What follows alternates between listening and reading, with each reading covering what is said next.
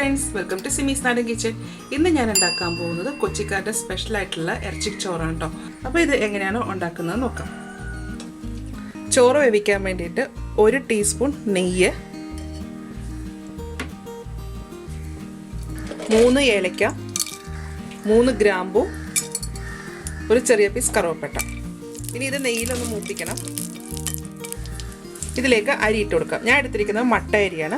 അപ്പോൾ ഇങ്ങനത്തെ ചോറുണ്ടാക്കാൻ വേണ്ടിയിട്ട് മട്ട അരിയോ അല്ലെങ്കിൽ ചാക്കരിയോ ഉപയോഗിക്കാം കേട്ടോ. ഇത് 1 കപ്പ് നന്നായി കഴുകിയെടുത്തതാണ്. അത് ഇതിലേക്ക് ഇടാം. ഇനി ഇത് ഈ നെയ്യിൻ്റെ അകത്തൊന്ന് റോസ്റ്റ് ചെയ്തെടുക്കണം. ഇതുപോലെ അരിച്ചോറ് ഉണ്ടാക്കാൻ വേണ്ടിയിട്ട് ബിരിയാണി റൈസോ അല്ലെങ്കിൽ പൊന്നിയരിയോ ഒന്നും ഉപയോഗിക്കരുത് കേട്ടോ. ചാക്കരിയോ അല്ലെങ്കിൽ മട്ടയരിയോ ആണ് ചേർക്കേണ്ടത്. സാധാരണ ബിരിയാണിയൊക്കെ ഉണ്ടാക്കുന്ന പോലെ അതൊന്ന് റോസ്റ്റ് ചെയ്തിട്ടൊന്ന് പൊരിഞ്ഞ് വരുമ്പോഴത്തേക്ക് ഇതിലേക്ക് വെള്ളം ചേർക്കാം. അന്നേരമായിരിക്കും ഈ ഇറച്ചി ചോറിന് നല്ലൊരു ടേസ്റ്റ് വരുന്നത്. ഇതിങ്ങനെ പൊരിഞ്ഞു തുടങ്ങിയിട്ടുണ്ട്. ഇതിലേക്ക് വെള്ളം ഒഴിക്കാം. സാധാരണ ചോറ് വേവിക്കുന്ന പോലെ തന്നെയാണ്. ഇത് വറ്റിച്ചെടുക്കുമല്ല, ഇത് വാർത്തെടുക്കണേണ്. നിങ്ങൾക്ക് വേണമെന്നുണ്ടെങ്കിൽ കുക്കറിലോ അല്ലെങ്കിൽ സാധാരണ കലത്തിലോ വേവിച്ചെടുത്താലും മതി കേട്ടോ. ചോറിന് ആവശ്യമുള്ള ഉപ്പിട്ട് കൊടുക്കാം. ഞാനത് കുക്കർ അടച്ചു വെക്കണേണ്.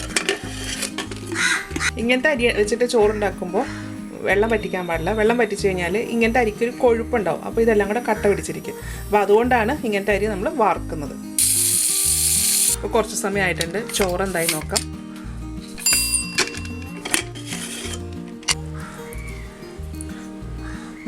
ചോറ് വെന്തിട്ടുണ്ട്. ഇനി ഇതൊന്ന് ഊറ്റിയെടുക്കണം. നമ്മൾ സാധാരണ ചോറ് ഊറ്റിയെടുക്കുന്ന പോലെ തന്നെ. ഇനി ഒരു പാത്രം ചൂടാക്കാൻ വെക്കുക. ഇതിലേക്ക് 1.5 ടേബിൾ സ്പൂൺ നെയ്യ് ഒഴിച്ചു കൊടുക്കാം. ഇതിലേക്ക് ഒരു 1/4 കപ്പ് സവാള സ്ലൈസ് ചെയ്തത് ഇട്ട് കൊടുക്കാം. ഇത് ഗാർണിഷ് ചെയ്യാൻ വേണ്ടിയിട്ടാണ്. ഇത് ബ്രൗൺ നിറമായിട്ടുണ്ട്. ഇനി ഇത് നെയ്യിൻ്റെ അകത്തുനിന്ന് കോരിയെടുക്കാം. ഇതിലേക്ക് 2 ടേബിൾ സ്പൂൺ വെളിച്ചെണ്ണ ഒഴിച്ചു കൊടുക്കാം. 3 ഏലക്ക, ഒരു കറുവപ്പട്ട, 4 ഗ്രാമ്പൂ. ഇതിലേക്ക് 1 table spoon ginger garlic paste. ഇത് മൂത്ത് കഴിയുമ്പോഴത്തേക്ക് 2 മീഡിയം വലുപ്പത്തിലുള്ള സവാള ചെറുതായിട്ട് അരിഞ്ഞത്. ഇതൊരു 1.5 കപ്പുണ്ട്.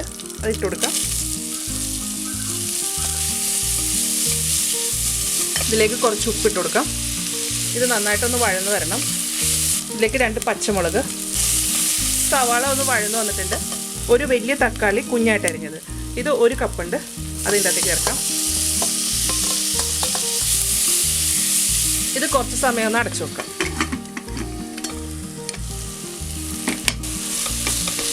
തക്കാളി നല്ല സോഫ്റ്റ് ആയിട്ടുണ്ട്. ഇതൊന്ന് ചെറുതായിട്ടൊന്ന് ഉടച്ചു കൊടുക്കാം.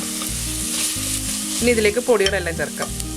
1/2 ടീസ്പൂൺ മഞ്ഞൾപ്പൊടി, 2 ടേബിൾ സ്പൂൺ മല്ലിപ്പൊടി, 1 ടേബിൾ സ്പൂൺ മുളക് പൊടി, 1/2 ടേബിൾ സ്പൂൺ കുരുമുളക് പൊടി, 1 ടീസ്പൂൺ ഗരം മസാല പൗഡർ, ഒരു ചെറുനാരങ്ങയുടെ നീര്. ഇനി അതൊന്ന് വഴറ്റിയെടുക്കാം.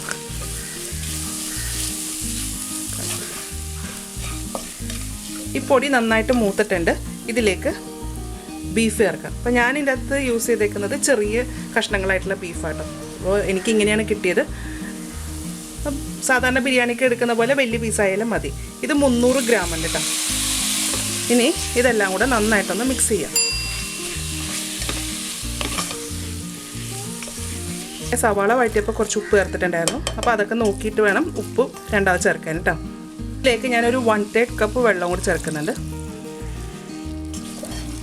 ഇത് മിക്സ് ചെയ്യാം. ഇതിലേക്ക് കുറച്ച് മല്ലിയില കൂടി ഇട്ട് കൊടുക്കാം.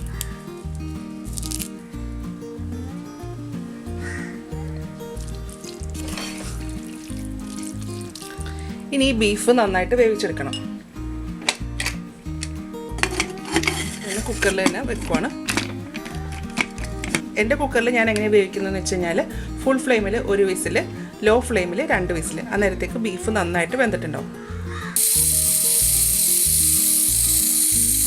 ഇത് കുറച്ച് സമയമായിട്ടുണ്ട്. ഇത് തുറന്നു നോക്കാം.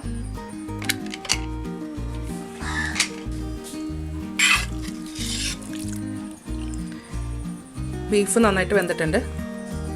ഇതിലേക്ക് കുറച്ച് മല്ലിയില ഇട്ട് കൊടുക്കാം. ഈ വേവിച്ച് വെച്ചിരിക്കുന്ന ചോറ് ചേർക്കാം. ചോറിട്ടതിന് ശേഷം ഇത് നന്നായിട്ടൊന്ന് പ്രസ് ചെയ്ത് കൊടുക്കാം. ഇതിൻ്റെ മുകളിലേക്ക് സവാള വറുത്തത് ഇട്ട് കൊടുക്കാം. കുറച്ച് മല്ലിയില. ഇനി ഇത് വീണ്ടും അടച്ചു വെക്കാം. ഇതൊരു 15 മിനിറ്റ് നേരത്തേക്ക് ഒരു ചെറിയ ഫ്ലെയിമിൽ ഇത് ചൂടാക്കണം. ഇപ്പോൾ ഒരു 15 മിനിറ്റ് കഴിഞ്ഞിട്ടുണ്ട്. ഇനി സ്റ്റവ് ഓഫ് ചെയ്യാം. ഇനി ഇതിൻ്റെ ഫുൾ പ്രഷർ പോയി കഴിഞ്ഞതിന് ശേഷം ഇത് ഓപ്പൺ ചെയ്യാം. അപ്പോൾ ഇതിലെ പ്രഷറെല്ലാം പോയിട്ടുണ്ട്. ഇത് തുറന്നു നോക്കാം.